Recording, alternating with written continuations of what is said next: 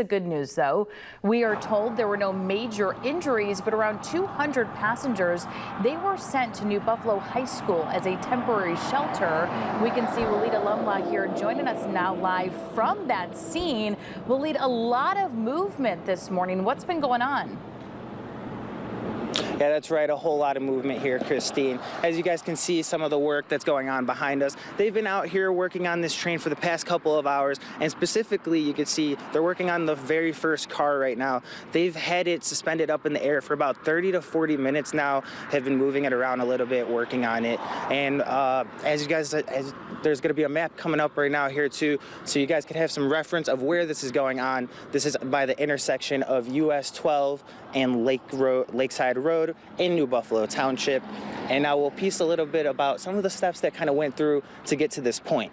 Around 10:15 last night, an Amtrak train was headed westbound from Pontiac, Michigan, and collided with a truck that was stopped on the tracks. This happened just near the intersection of US 12 and Lakeside Road, like I just mentioned, and the train was actually headed towards Chicago, carrying about 200 passengers at the time of the crash.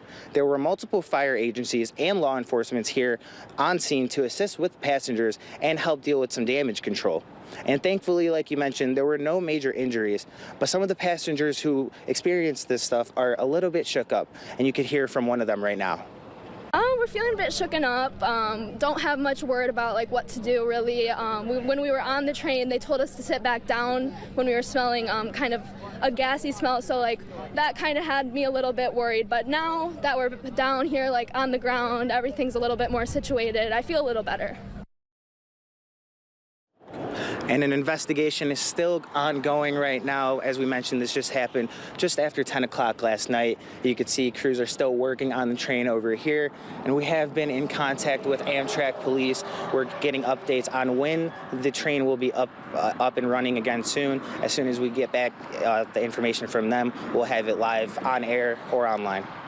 Yeah, that's the big question now, right? Not only moving the train, getting it back on the tracks, but then we know other trains are certainly behind it wanting to move as well. So a little bit of a traffic jam for sure. Again, happy that there were only minor injuries. Walid, as you mentioned, a story we're going to keep following right here on 16 News Now throughout the day. So keep it here. Walid, thank you so much for your coverage this morning.